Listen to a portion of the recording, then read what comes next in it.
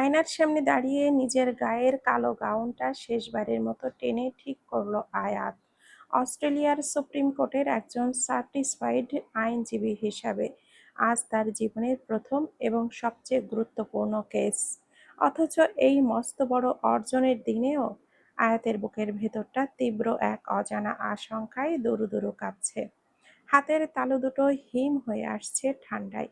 ঠিক তখনই পেছনের দরজা ঠেলে ঘরে প্রবেশ করল আরভান চৌধুরী। তার পরনে চিরচেনা ব্ল্যাক স্যুট, দুটো বোতাম খোলা, বুকের ভাঁজগুলো স্পষ্টই দেখা যাচ্ছে। এক হাত পকেটে গুজে সে ধীর পায়ে এসে আয়াতের ঠিক পেছনে দাঁড়ালো।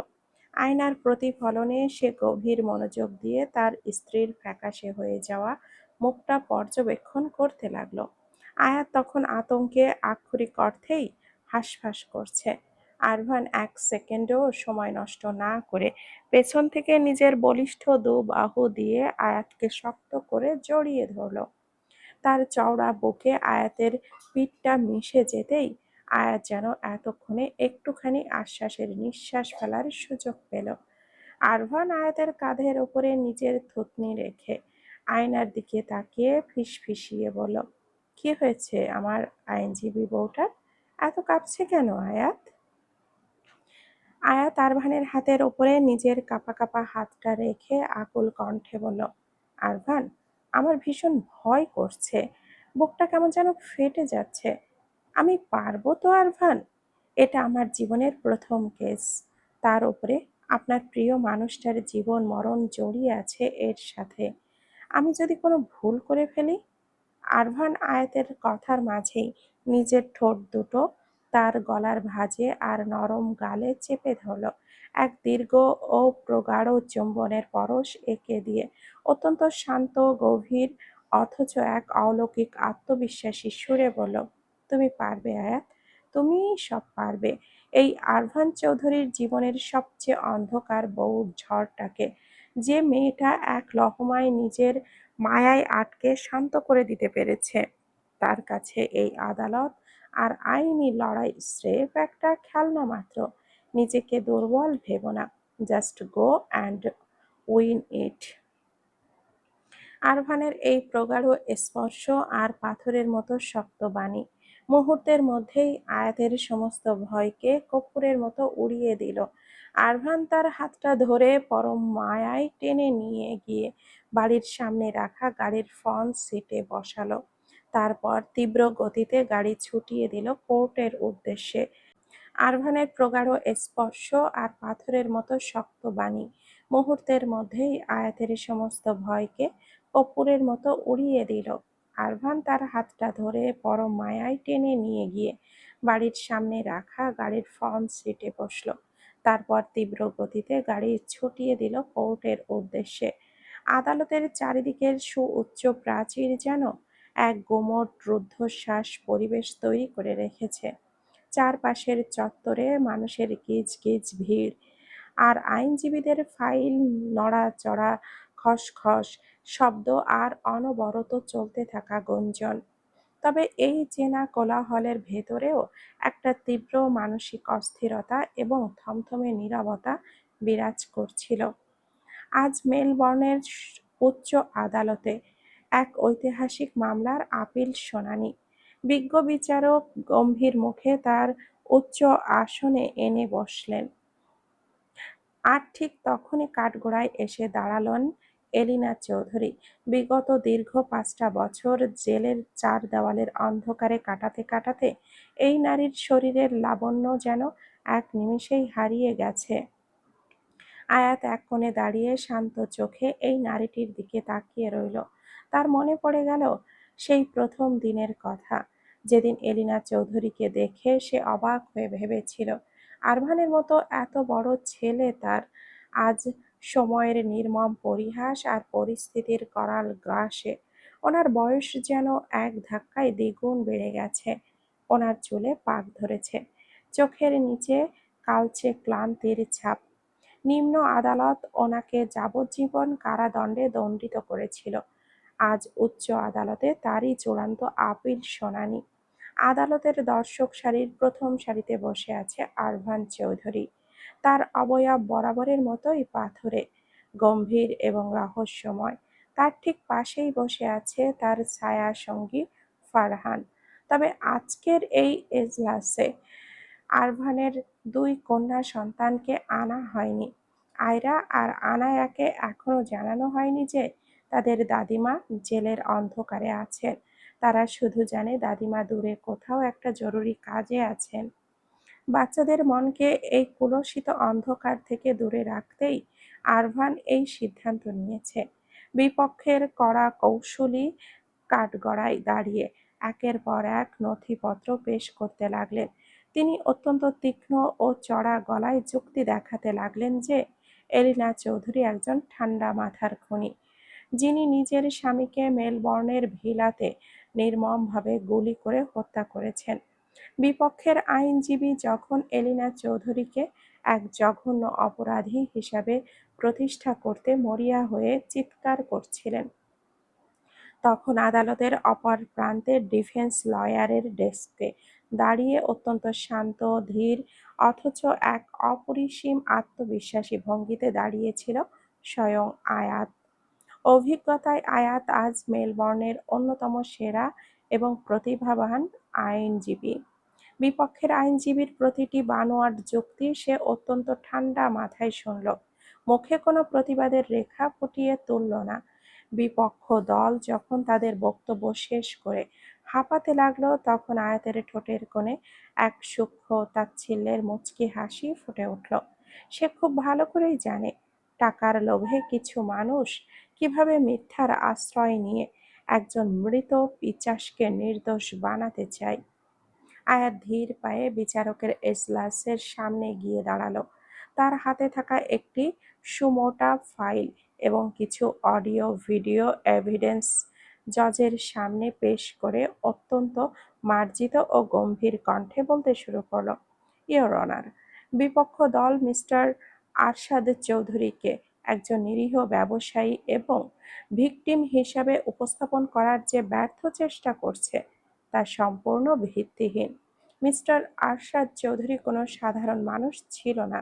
তিনি ছিলেন ইন্টারন্যাশনাল ক্রাইম সিন্ডিকেটের একজন আন্ডারগ্রাউন্ড গডফাদার। শুধু এই অস্ট্রেলিয়াতেই নয়, ইওর অনার, আমার কাছে সুনির্দিষ্ট প্রমাণ আছে যে বাংলাদেশ সহ তিনি আরও ৩টি দেশে নিজের এই ব্যবসাই চালিয়ে গিয়েছেন। নিজের স্বার্থ আর সম্পত্তির লোভে তিনি কয়েকটি নির্মম হত্যাকাণ্ডও ঘটিয়েছেন। এমনকি নিজের শ্বশুরকেও সম্পত্তির লোভে এবং ব্যবসায়িক পথের কাঁটা সরানোর জন্য বিষ খাইয়ে হত্যা করেছিলেন তিনি। এই ফাইলে ওনার দীর্ঘ ৩০ বছরের সমস্ত অবৈধ ব্যবসা, মানব পাচার এবং খুনের নিখুঁত খতিয়ান রয়েছে। আয়াতের এই অকাট্য যুক্তি ও নথিপত্র দেখে বিপক্ষের আইনজীবী মুহূর্তের মধ্যে ঘামতে শুরু করলেন। তারা হয়তো ভাবতেও পারেনি যে একজন মৃত মানুষের অতীতের এত বড় অন্ধকার ইতিহাস এভাবে আদালতের সামনে উন্মোচিত হবে। আসলে আরশাদ চৌধুরী তো আর বেঁচে নেই। ওনার পাপের সাম্রাজ্য পাহারা দেওয়ার মতো কেউ অবশিষ্টও নেই। তার মিত্ররা নিজেদের স্বার্থে এই উকিল হায়ার করেছেন। তার বিপক্ষ দল তো স্রেফ মোটা অঙ্কের টাকার বিনিময়ে এই কেসটা লড়তে এসেছিল। কিন্তু সত্যের তীব্র তীব্র আলোর সামনে তাদের সমস্ত মিথ্যা এক নিমিষেই ধূলিসাৎ হয়ে গেল। আয়াত জজের দিকে তাকিয়ে নিজের কণ্ঠস্বর আরও একটু দৃঢ় করে বলল, ইওর অনার, ঘটনার রাতে মিস্টার আরশাদ চৌধুরী মানসিক ভারসাম্য হারিয়ে নিজের স্ত্রী এলিনা চৌধুরী ও ছেলে ও স্ত্রী ১ মাসের নিষ্পাপ নাতনিদেরকে নির্মমভাবে হত্যা করতে গিয়েছিলেন। এলিনা চৌধুরী একজন মা এবং দাদি হিসাবে স্রেফ আত্মরক্ষার খাতিরে এবং নিজের সন্তানদের জীবন বাঁচানোর জন্য বাধ্য হয়ে ওই চরম মুহূর্তে অস্ত্র তুলে নিয়েছিলেন। একজন মানসিক বিকারগ্রস্ত খুনি এবং সমাজবিরোধী পিশাচের হাত থেকে নিজের পরিবারকে বাঁচানো কোনো অপরাধ হতে পারে না। তাই মহামান্য আদালতের কাছে আমার বিনীত প্রার্থনা, এলিনা চৌধুরীকে সমস্ত অভিযোগ থেকে সসম্মানে খালাস দেওয়া হোক। কিছুক্ষণ গভীর পর্যালোচনার পর বিজ্ঞ বিচারক তার চূড়ান্ত রায় ঘোষণা করলেন। আদালতের হাতুড়ি টেবিলে আঘাত করার সাথে সাথেই জজ বললেন, সমস্ত তথ্য প্রমাণ ও আত্মরক্ষার যৌক্তিকতা বিবেচনা করে আদালত এলিনা চৌধুরীকে যাবজ্জীবন কারাদণ্ডের সাজা থেকে সম্পূর্ণ খালাস ঘোষণা করছে। রায় ঘোষণার সাথে সাথেই এলিনা চৌধুরীর চোখ ফেটে নোনা জল গড়িয়ে পড়ল। তিনি অবিশ্বাস্য দৃষ্টিতে ডিফেন্স ডেস্কে দাঁড়িয়ে থাকা আয়াতের দিকে তাকালেন। ওনার চোখ দুটো তখন এক অসীম কৃতজ্ঞতা, অপরাধবোধ আর মায়ায় ভেজা। আয়াত ধীর পায়ে কাঠগড়ার কাছে এগিয়ে গেলেন। এলিনা চৌধুরীর হাত দুটো নিজের হাতের মুঠোয় নিয়ে ফিসফিসিয়ে বলল, যে নাতিদেরকে বাঁচানোর জন্য আপনি নিজের হাতে নিজের স্বামীকে শেষ করতেও দ্বিধা করেননি, সেই নাতিরা আজ দীর্ঘ 5 বছর ধরে তাদের দাদিমার পথ চেয়ে বসে আছে। মা, চলুন এবার বাড়িতে ফিরবেন। এলিনা চৌধুরী আর একটি বাক্যও মুখ থেকে বের করতে পারলেন না। ওনার ভেতরের সমস্ত বাঁধ ভেঙে গেল। তিনি সজোরে আয়াতকে নিজের বুকের মাঝে টেনে নিয়ে ফুঁপিয়ে কেঁদে উঠলেন। আয়াতও নিজের চোখের জল ধরে রাখতে পারল না। সেও শাশুড়ি মায়ের বুকে মুখ লুকিয়ে কেঁদে ফেলল। আরভান তার দুচোখ ভরে দেখল দীর্ঘ 5 বছরের এক রুদ্ধশ্বাস অধ্যায়ের অবসান ঘটল আজ এই আদালতের 4 দেওয়ালের মাঝে। একটি নারীর জীবন যেন এক অদ্ভুত নদীর মতো, যা সময়ের সাথে সাথে 4টি ভিন্ন ভিন্ন রূপে রূপান্তর ঘটে। প্রথমত, জন্মের পর সে এক অবুঝ জন্মনে মেয়ে। দ্বিতীয়ত, বিয়ের পর সে এক দায়িত্বশীল ও মায়াময়ী স্ত্রী। তৃতীয়ত, সন্তানের জন্মের পর সে এক ত্যাগী ও স্নেহময়ী মা। আর চতুর্থ রূপটি কি? চতুর্থ রূপটি হলো এক পরম নির্ভরতার আশ্রয়, দাদি বা নানি। আজ এলিনা চৌধুরী নিজের জীবনের সেই চতুর্থ এবং সবচেয়ে মধুর রূপটির মুখোমুখি হতে চলেছেন। গাড়ি এসে যখন ভিলার সামনে থামল, আরভান পরম যত্নে মায়ের হাতটা ধরে তাকে গাড়ি থেকে নামালো। এলিনা চৌধুরী যখন কাঁপা কাঁপা পায়ে ভিলার সদর দরজার সামনে এসে দাঁড়ালেন, ঠিক তখনই ভেতর থেকে দুটো 5 বছর বয়সী ফুটফুটে কন্যা সন্তান প্রজাপতির মতো ডানা মেলে ছুটে এলো। তাদের পিছু শাহজাদি, তার কোলে 2 বছরের ছেলে সন্তান ইভান ড্যাব ড্যাব করে তাকিয়ে আছে। আয়রা আর আনায়া দুজনের গায়েই হুবহু একই ডিজাইনের লাল ফ্রক পরা, মাথায় ছোট্ট দুটি ঝুঁটি করা, তাদের নিষ্পাপ ঠোঁটের কোণে মুক্ত ঝরানো চিলতে হাসি। তবে প্রকৃতির এক অদ্ভুত খেলায় লক্ষ্য করল আরভান, শৈশবে যে আয়রা সবচেয়ে বেশি চনমনে, ছটফটে আর চঞ্চল ছিল, হাতের বুলেটের সেই মারাত্মক আঘাত লাগার পর থেকে সে কেমন যেন অদ্ভুতভাবে শান্ত, গভীর আর পরিণত হয়ে গেছে, ঠিক যেন একটা ছোট্ট আয়াত। আর ওইদিকে শৈশবে যে আনায়া একদম শান্ত মিষ্টি পুতুলের মতো সারাক্ষণ ঘুমিয়ে থাকতো, সে এখন হয়েছে এক আস্ত বদমাশ আর চঞ্চলতার খনি। সারাক্ষণ ঘর জুড়ে টো টো করে ঘুরে বেড়ানো আর দুষ্টুমি করাই তার প্রধান কাজ, ঠিক যেন আরভানের ভেতরের সেই একরোখা জেদের এক জীবন্ত প্রতিচ্ছবি। এই দুই বিপরীত চরিত্রের দুই রাজকন্যাই এখন আরভান আর আয়াতের পুরো জীবনের একমাত্র আলো, তাদের বেঁচে থাকার নিঃশ্বাস। দাদিমণি! আয়রা আর আনায়া একসাথে এসে এলিনা চৌধুরীর 2 পা জড়িয়ে ধরল। এলিনা চৌধুরী যেন নিজের জীবনের সমস্ত ক্লান্তি ভুলে হাঁটু গেড়ে বসে 2 নাতনিকে একসাথে বুকের সাথে শক্ত করে চেপে ধরলেন। ওনার চোখের জল তখন বাচ্চাদের লাল ফ্রকের ওপরে মুক্তোর মতো ঝরে পড়ছে। বাচ্চারা দাদিকে পেয়েই যেন এক রূপকথার গল্পের খনি খুঁজে পেয়েছে। তারা দাদিমণির গলা জড়িয়ে ধরে আধো আধো গলায় নিজেদের হাজারো বায়না আর দুষ্টুমির গল্প বলতে শুরু করলো। আরভান একটু দূরে দাঁড়িয়ে এক দৃষ্টিতে এই দৃশ্যটা দেখছিল। তার ঠোঁটের কোণে আজ কোনো হাসি নেই। আজ সেখানে খেলা করছে এক পরম তৃপ্ত আর সুখী পরিবারের কর্তার এক খাঁটি মায়াবী হাসি।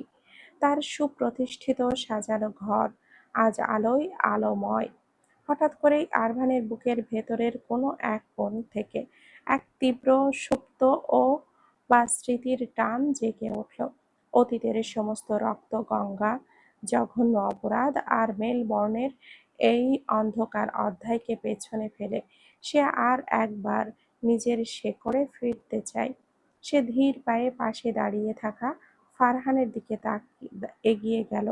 ফারহানের কাঁধে একটা শক্ত হাত রেখে অত্যন্ত গম্ভীর কণ্ঠে আরভান বলল, ফারহান, বাংলাদেশে যাওয়ার সমস্ত ব্যবস্থা কর। খুব শীঘ্রই আমরা দেশে ফিরছি। ফারহান আরভানের এই আকস্মিক সিদ্ধান্তে প্রচণ্ড অবাক হয়ে তার দিকে তাকিয়ে রইল। বাংলাদেশের মাটি। আরভান এই মাটিতেই প্রথমবার পা রেখেছিল। সেই দিনটা ছিল অন্যরকম। ঝড়ের মতো এক আকস্মিকতায় সে এই বাড়ির সামনে এসে দাঁড়িয়েছিল। আর ঠিক তখনই তার চোখের সামনে ভেসে উঠেছিল লাল বেনারসি শাড়িতে মোড়ানো এক অপরূপা নারী। লাল শাড়িতে অন্য কারোর ঘরণী হওয়ার জন্য বাধ্য করা হয়েছিল, কারণ তার স্বামী আর ফিরবে না বলে। আর আজকে সেই একই বাড়ির আঙিনায় সে তার স্বামী আরভানের পাশে দাঁড়িয়ে আছে, দুই বাচ্চার মা হয়ে। কথাটা ভাবলেই আরভানের বুকের ভেতর এক তীব্র আনন্দের শিহরণ বয়ে যায়। তার মনে পড়ে গেল দাদুর বলা সেই পুরনো কথাগুলো। আরভান, তুমি একদম তোমার বাবার মতো হয়েছ। নিজের শেকড়কে ভুলে গেছ। না, এই শেকড়ের তো তার কখনোই ছিল না। তবুও এই পরিবারেই তার জন্ম, এই রক্তই তার ধমনীতে বইছে। যদিও এই রক্ত নিয়ে সে কোনো গৌরব করার কারণ নেই, এই খুনি, তার পাপিষ্ঠ রক্ত, সে কোনোদিনও অহংকার করতে রাজি নয়।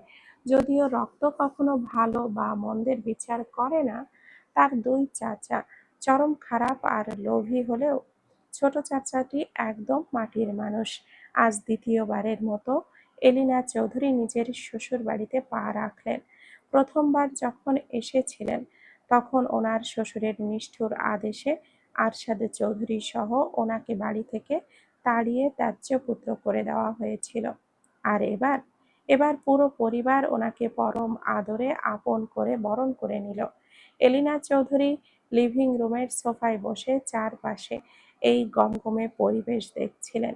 ওনার চোখের কোণ বেয়ে এক ফোঁটা অশ্রু গড়িয়ে পড়ল। ইস, আয়াতের মা যদি আজ বেঁচে থাকতো তবে কি খুব বেশি ক্ষতি হতো।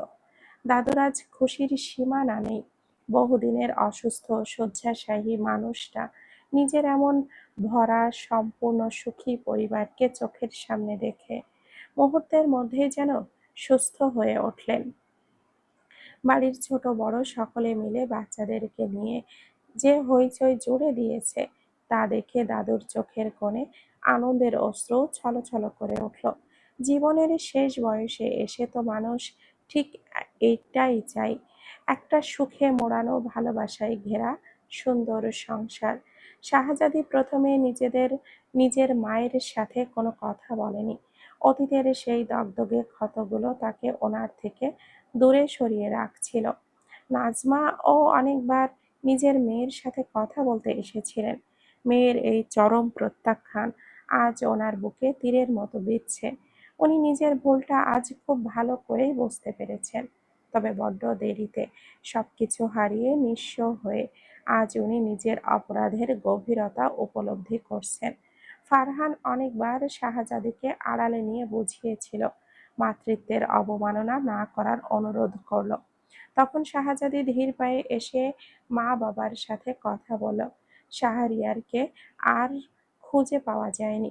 মেলবোর্নের পুলিশও হন্যে হয়ে খুঁজে বের করতে পারেনি। সে কি আদৌ বেঁচে আছে নাকি সমুদ্রের নোনা জলে তলিয়ে গেছে তা আজ আর কেউ জানে না। একজন অভাগী মায়ের তীব্র অপেক্ষা আজ চাতক পাখির মতো শুধু ঘরের দরজার পানে তাকিয়ে থাকে, যদি কোনোদিন তার ছেলেটা ফিরে আসে। আর আমজাদ চৌধুরী, সেই পঙ্গু হাত পা কাটা জীবন্ত লাশটা আজ একটা অন্ধকার ঘরের কোনায় পড়ে আছে। তাকে একদম অবহেলা করা হয়নি, তাকে 3 বেলা নিয়ম করে খাবার খাওয়ানো হয়। আরিয়ানের সাহায্যে একটু বাথরুমে গিয়ে গোসল করানো, এটাই যেন ওনার দিনলিপি। আরিয়ান এখন আর সেই ছোট্ট অবুঝ বাচ্চাটি নেই। সে এখন একজন বলিষ্ঠ সুদর্শন যুবক। তবুও নিজের ৩ পুচকে বোনপো ভাইঝিকে কাছে পেয়ে যেন আজ আবার নিজের শৈশবের সেই চঞ্চল বাচ্চাটি হয়ে গেছে। শাহরিয়ারকে হারিয়ে ছেলে বলে ডাকার মতো কাউকে খুঁজে পান না। তিনি শুধু আরিয়ানের দিকেই বোবা চোখে তাকিয়ে থাকেন। কোনো কথা মুখ থেকে বের হয় না। আরমান একদিন ধীর পায়ে আমজাদ চৌধুরীর সেই অন্ধকার ঘরে এসে দাঁড়িয়েছিল। তাকে দেখা মাত্রই আমজাদ চৌধুরীর অবশ শরীরটা এক তীব্র ভয়ের কাঁপন সৃষ্টি হলো। মুখটা আতঙ্কে অন্ধকার হয়ে গেল। আরভান নিজের ২ হাত পকেটে গুজে ওনার বিছানার পাশে এসে দাঁড়ালো। তার সেই হিম শীতল গম্ভীর কণ্ঠের বলল, এখানে এখান আর কেউ আপনার ক্ষতি করবে না। এখন আর আপনার কেউ ক্ষতি করবে না। এত ভয় পাওয়ার কোনো প্রয়োজন নেই। কি অদ্ভুত মানুষ আপনারা! অন্যকে খুন করতে, অন্যের মৃত্যু দেখতে আপনাদের একটুও হাত কাঁপে না। অথচ নিজের মৃত্যুর সামনে এসে এত ভয় কিসের আপনাদের? কিসের এত আতঙ্ক? আমজাদ চৌধুরী আরমানের এই ধারালো প্রশ্নের কোনো উত্তর দিতে পারল না। তিনি শুধু অপরাধীর মতো নিজের চোখ দুটো নিচের দিকে নামিয়ে নিথর হয়ে রইলেন। সন্ধ্যার শান্ত বাতাস বইছে ব্যালকনিতে। আরভান আয়রাকে নিজের কোলে নিয়ে বারান্দায় শান্ত হয়ে বসেছিল। আনায়া তখন আরিয়ান আর ইভান শাহজাদির সাথে খেলাধুলা করতে ব্যস্ত। ঠিক তখনই পেছন থেকে আয়াত ধীর পায়ে এগিয়ে এসে আরভানের গলাটা ২ হাত দিয়ে জড়িয়ে ধরল। তার কানের লতিতে একটা আলতো চুমু এঁকে দিতেই কোলে থাকা পুচকে আনায়া নিজের গোল গোল চোখ দুটো বড় বড় করে মায়ের দিকে তাকালো। সে আধো আধো স্বরে অত্যন্ত পাকা বুড়ির মতো বলে উঠল, মাম্মা, তুমি আমার বাবাকে চুমু দিচ্ছ? আমি বলেছি না আমার পাপাকে শুধু আমিই চুমু দিব? আয়াত নিজের মেয়ের এমন পাকা কথা শুনে ঠোঁট উল্টে মুখ বেঁকিয়ে বলল, আমার স্বামী, আমি চুমু খাবো, তোমার তাতে কি শুনি? মিস আয়রা চৌধুরী। আয়াত মুখ ভেঙচি কেটে নিজেই আরভানের কোলের এক পাশে আনায়ের গা ঘেঁষে জায়গা করে বসে পড়ল। আরভান এক দীর্ঘ শ্বাস ফেলল। এই মা আর মেয়ের প্রতিদিনের জ্বালায় তার জীবনটা যেন ওষ্ঠাগত। প্রতিদিন প্রতিক্ষণ এমন সব কাণ্ড ঘটে তার সাথে। সেই দিন তো আরভান ঘরে এসে দেখে মা আর মেয়ে একে অপরের চুল ধরে টানাটানি করছে। কারণ জিজ্ঞেস করায় আয়াত বলেছিল আনায়া নাকি মায়ের চিরুনি নিয়ে লুকিয়ে রেখেছে। আরভান তখন কপালে হাত দিয়ে ভেবেছিল এরা দুজনে আসলে মা মেয়ে নাকি একে অপরের সৎ বোন, কোনটা? আনায়া বাবার শার্টের কলারটা খপ করে ধরে বলল, বাবা, তুমি মাম্মাকে কিছু বলবে না? মাম্মা আবারও আমার সাথে এইসব করছে। আমি তো কোল থেকে পড়ে যাব। আরভান গম্ভীর হওয়ার ভান করে বলল, আয়াত, সরো, তুমি কোল থেকে উঠে দাঁড়াও। আয়াত আরভানের দিকে একটু ক্রুদ্ধ ও অভিমানী দৃষ্টিতে তাকিয়ে বলল, মানে এখন আপনার কাছে আপনার মেয়েই সব? আমি বুঝি এখন আপনার কেউ না, তাই না? আরভান মনে মনে হাসলেও মুখে বলল, সে আয়াতকে আরো একটু নিজের দিকে টেনে নিয়ে বলল, আমি কখন বললাম যে তুমি আমার কেউ নাও আয়াত? তাহলে আমি কেন আপনার কোলে উঠব? আর আয়াত যেন এক জেদি বাচ্চার মতো প্রশ্ন করলো, আচ্ছা বাবা, উঠছে না কেউ, তোমরা দুজনেই এই কোলেই বসে থাকো, আমি বরং উঠে চলে যাচ্ছি। আয়াত আরভানের এই কথায় একটা মিষ্টি মুখভঙ্গি করলো। তবে নিজের মেয়েকে কিভাবে পটাতে হয় তা সে খুব ভালো করেই জানে। আয়াত চট করে আনায়ার কপালে একটা গভীর চুমু দিল। মায়ের এই আকস্মিক আদরে আয়রা মুহূর্তের মধ্যেই গদগদ হয়ে গেল। সে নিজের দুটো পুচকেকে হাত দিয়ে মায়ের গাল দুটো টিপে ধরে মাকে চুমুতে ভরিয়ে দিল। আরভান মা মেয়ের এই ভালোবাসার কাণ্ড দেখে নিজের হাসি আর চেপে রাখতে পারল না। সে প্রাণ খুলে হেসে ফেলল। সেই হাসিতে হাসতে হাসতে বলল, তোমাদের যা করার দয়া করে আমার কোল থেকে নেমে করো। আয়াত আরভানের কথার কোনো উত্তর না দিয়ে সরাসরি মেয়েকে বলল, আম্মু জান, আজ নিচে কিন্তু তোমার জন্য একটা মস্ত বড় সারপ্রাইজ অপেক্ষা করছে। আনায়া লাফিয়ে উঠে বলল, কি? কি সারপ্রাইজ মাম্মা? সারপ্রাইজ যদি মুখেই বলে দেব তবে তো আর সেটার সারপ্রাইজ থাকে না আম্মু। সত্যিই আছে তো? আনায়া সন্দেহের চোখে তাকালো। হুম, একদম সত্যি। আনায়া খুশিতে আত্মহারা হয়ে বাবার গালে একটা জোরসে চুমু দিয়ে সোজা কোল থেকে নেমে ঘরের দিকে ছুটে গেল। যাওয়ার আগে আবার পেছনে ফিরে বলল, মাম্মা, মজা করছো না তো? একদম না সোনা। ঠিক সেই মুহূর্তেই আরিয়ান ওখান দিয়ে যাচ্ছিল, আনায়াকে ডেকে নিতে এসেছিল। পথেই সে আনায়াকে পেয়ে একেবারে কোলে তুলে নিয়ে হাসতে হাসতে লিভিং রুমের দিকে হাঁটা দিল। সব কোলাহল আবার দূরে চলে গেল। পুরো ব্যালকনি জুড়ে এখন অদ্ভুত মায়াবী নীরবতা। আয়াত আরভানের কোল ঘেঁষে আরো একটু শক্ত হয়ে বসে ওনার চওড়া কাঁধে নিজের মাথাটা রাখলো। সে মৃদু হেসে বলল, দেখছেন আপনার বড় মেয়ের কাণ্ড? একদম আপনার মতো সন্দেহ বাতিকগ্রস্ত হয়েছে। আরভানের শক্ত দুই বাহু মুহূর্তের মধ্যেই আয়াতের কোমরটা নিজের বেড়া জালে বন্দি করে নিল। এক জোড়া ভুরু কুঁচকে আয়াতের দিকে তাকালো, কিন্তু আয়াত সেই দিকে কোনো খেয়াল করলো না। সে তখন আরভানের বুকের চেনা উষ্ণতায় নিজেকে হারিয়ে ফেলেছে। আরভান আয়াতের কোমরে নিজের শক্ত হাতটা জড়িয়ে ধরে ওর কানের কাছে মুখ নিয়ে ফিসফিস করে বলল, ইদানিং তুমি বড্ড বেশি বেহায়া হয়ে উঠেছ মিসেস। এর পেছনে আসল কারণটা কি জানতে পারি? আয়াত আরভানের চোখের গভীরতার দিকে তাকিয়ে নিজের দুই হাত দিয়ে ওর গলাটা জড়িয়ে ধরল। এক অদ্ভুত প্রগাঢ় আবেগে ওনার ঠোঁটের একদম কাছাকাছি নিজের ঠোঁটটা নিয়ে ফিসফিসিয়ে বলল, আর একটা বাচ্চা চাই আরভান। আরভান আয়াতের এই আকস্মিক ও চরম ডিমান্ড শুনে নিজের এক জোড়া ভুরু কুঁচকে ফেলল। তোমাদের এই তিনটে মা মেয়েকে সামলাতে সামলাতেই তো আমার মনে হয় এবার সোজা ওপরে চলে যেতে। আর আয়াত মুহূর্তের মধ্যে নিজের নরম হাত দিয়ে আরভানের ঠোঁট দুটো চেপে ধরল। তার চোখে এক পলকেই এক তীব্র ভয়ের ছায়া নেমে এলো। সে আকুল কণ্ঠে বলল, প্লিজ আরভান, নিজের মুখে কখনো এমন কোনো শব্দ ব্যবহার করবেন না যা শুনলে আমার এই দুর্বল হৃদয়ে রক্তক্ষরণ শুরু হয়। আমি আপনাকে ছাড়া এই পৃথিবীর কথা কল্পনাও করতে পারি না। আরফান আয়াতের হাতটা নিজের ঠোঁটের ওপরে রেখে সরিয়ে নিয়ে তার হাতের তালুতে একটা চুমু খেলো। তারপর বলল, তুমি বড্ড বোকা আয়াত। না হলে এই আরফান চৌধুরীর মতো এক অন্ধকার মানুষকে কেউ কখনো এভাবে ভালোবাসে? আয়াত আরভানের বুকে নিজের মুখটা লুকিয়ে এক গভীর আবেগে বলল, আমি যদি বোকা হয়ে থাকি তবে এমন বোকা আমি আমার সারাটা জীবনই ধরে রাখতে চাই। আরভান, যতটা বোকা হলে আপনাকে আমার সারা জীবনের অর্ধাঙ্গ হিসাবে, আমার সমস্ত সুখ হিসাবে পাওয়া যায়। আয়াত।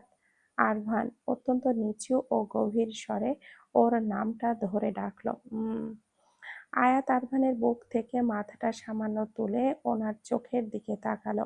বলুন আমার আয়াত, আপনার মুখে ওই শব্দটা শুনতে আমার সবচেয়ে বেশি ভালো লাগে। আরভান মুচকি হেসে বলল, মাই আয়াত, তোমার মনে আছে আমাদের সেই প্রথম সাক্ষাতের কথা? আয়াত আরভানের কোল থেকে ধীর পায়ে নেমে ব্যালকনির গ্রিলটা ধরে বাইরের শান্ত মায়াবী অন্ধকার আকাশটার দিকে তাকালো। এক শীতল হাওয়া এসে তার চুলগুলোকে উড়িয়ে দিল। সে এক দীর্ঘশ্বাস ফেলে বলল, মনে থাকবে না সেই ভয়ঙ্কর রাতের কথা? আমি কোনোদিন ভুলবো কি করে আরভান? যখন আমি সৃষ্টিকর্তার কাছে ওই নরক গুলজার পরিস্থিতি থেকে মুক্তির জন্য মনে মনে দোয়া পড়ছিলাম, ঠিক তখনই হুট করে দাদু একটা নাম উচ্চারণ করলেন, আরভান। আমি চমকে গিয়েছিলাম লাল ঘোমটার আড়াল থেকে সেই দীর্ঘদেহী গম্ভীর পুরুষটাকে দেখে থমকেও গিয়েছিলাম। প্রথম দেখাতেই নিজের সেই অদ্ভুত স্বামীকে আমি ভালোবেসে ফেলেছিলাম, অথচ সে আমার অস্তিত্বকেই অস্বীকার করলো। শাহরিয়ার ভাইয়া যখন মাঝরাতে এক তীব্র বিপদ হয়ে এলো, সৃষ্টিকর্তার কাছে দোয়া করতে শুরু করলাম যেন বেঁচে যাই। আপনি আসলেন, কিন্তু আপনি সেখানেও আমাকে অপমান করলেন। অপমান করে আবারও রাতের আঁধারে শাহরিয়ার ভাইকে শ্বাসরোধ করলেন। পুকুরে ইচ্ছে করে লাফ দিয়ে আমার পরীক্ষা নিলেন। জোর করে ওই মিথ্যা ডিভোর্স পেপারে সই করালেন। আর তীব্র জ্বর আনিয়ে সারা রাত আপনার সেবা করিয়ে সকালে সবার সামনে আমার চরিত্র নিয়ে কুৎসিত অপবাদ দিলেন। আবার যার সাথে অপবাদ দিলেন তার ছোঁয়া আপনার স্ত্রীর গায়ে লাগার অপরাধে কাঁচ দিয়ে তার হাতটা কেটে রক্তাক্ত করলেন। ক্লোরোফর্ম দিয়ে অজ্ঞান করে আমাকে এই বাংলাদেশ থেকে উঠিয়ে নিয়ে গেলেন মেলবর্নের সেই অচিন দেশে। তারপর ধীরে ধীরে মনস্তাত্ত্বিক জাল বুনে কিভাবে যেন আমাকে নিজের জন্য আস্ত একটা পাগল বানিয়ে নিলেন। আপনি বড্ড অদ্ভুত আরভান। আপনার সবকিছুই অদ্ভুত, রহস্যময় আর ভয়ঙ্কর। তবে সেই ভয়ঙ্করের মাঝেই আমি আজীবন আসক্ত। আয়াত এক লহমায় আরভানের দিকে ফিরে তাকালো। তার চোখে তখন এক আদিম খাঁটি ভালোবাসার আলো জ্বলজ্বল করছে। সে বলল, আমি আপনার এই অন্ধকার সত্তার উপরে আসক্ত আরভান। আর এই আসক্তি আপনার চেয়ে কোনো অংশে কম নয়। আরভান ধীর পায়ে এগিয়ে এসে আয়াতকে পেছন থেকে নিজের শক্ত বুকে জড়িয়ে ধরল। ওর ঠোঁটে এক দীর্ঘ, পবিত্র ও গভীর ভালোবাসার চুমু এঁকে দিয়ে বলল, মিসেস আরভান, সারাটা জীবন প্রতিটা জন্ম ধরে শুধু আমার হয়েই থেকো। আয়াত মুচকি হেসে আরভানের বুকের উষ্ণতায় নিজেকে সঁপে দিল। সে আরভানের গালে নিজের নরম ঠোঁট দুটো আলতো ছুঁয়ে বলল, শুধু এই সারা জীবন নয় আরভান, পরকালেও আমি আল্লাহর কাছে শুধু আপনাকেই চেয়ে নেব। আমি আজীবন শুধু আপনারই হয়ে থাকবো আরভান চৌধুরী। আয়াত দুষ্টিমি ভরা চোখে মুচকি হেসে আরভানের গালে নিচের ঠোঁট দুটো ছোঁয়ালো। তারপর ওনার চোখের দিকে তাকিয়ে ফিসফিস করে বলল, চলো না, আমরা আর একটা বাচ্চার জন্য প্ল্যানিং শুরু করি। আরভান আয়াতের এমন নির্লজ্জ ও মিষ্টি আবদার শুনে নিজের এক জোড়া ভুরু কুঁচকে ভণ্ড বিরক্তি প্রকাশ করে বলল, বেশি পাকা কথা বললে একদম চড় মেরে গাল লাল করে দেব, বলে দিলাম। কোনো বাচ্চা আসবে না। কেন? ওইবার তোমাকে ওভাবে দেখে আমার পরাণ যাই যাই অবস্থা, আর সেই মুহূর্ত জীবনে আসতে দিতে রাজি না আমি। চুপ। সারাক্ষণ শুধু দুষ্টুমি আর ফাজলামি। বড্ড বেহায়া আর একরোখা বউ হয়েছ তুমি। আরভানের মুখে এমন ধমক মিশ্রিত রসিকতা শুনে আয়াত খিলখিল করে হেসে ওনার বুকের ওপরে ভেঙে পড়ল। আরভান নিজেও আর নিজের ভেতরের সেই গম্ভীর রূপটা ধরে রাখতে পারল না। সেও প্রাণ খুলে হেসে ফেলল। তার জীবনের সমস্ত অন্ধকার, সমস্ত অতীত আজ এই একটা মেয়ের মায়াবী হাসির কাছে এসে চিরতরে বদলে গেছে। আরভান আয়াতকে নিজের বুকের মাঝে আরো একটু শক্ত করে চেপে ধরে ওর কানের কাছে মুখ নিয়ে এক পরম তৃপ্তির সুরে ফিসফিসিয়ে বলল, এই পুরোটা জীবন, এই পুরোটা অস্তিত্ব জুড়ে তুমি শুধু আমার। এই পৃথিবীর সমস্ত আড়াল আর অন্ধকারের মাঝে পুরোটা জীবন তুমি শুধু আমার, শুধুমাত্র আমার আয়াত। আর এভাবে আমার হয়েই থেকো। ভালোবাসি তোমাকে, আমার আয়াতকে, আমার সন্তানের জননীকে ভালোবাসি। সবাইকে অনেক অনেক ধন্যবাদ। গল্পটির নাম হচ্ছে আমার হয়েই থেকো। আর গল্পটি লেখনীতে তাসনিম রিয়া খান। গল্পটি যদি ভালো লেগে থাকে তাহলে প্লিজ একটা লাইক করবেন। আর গল্পটি কেমন ছিল এভারেস্টে জানিয়ে দিবেন। ভালো থাকবেন, সুস্থ থাকবেন।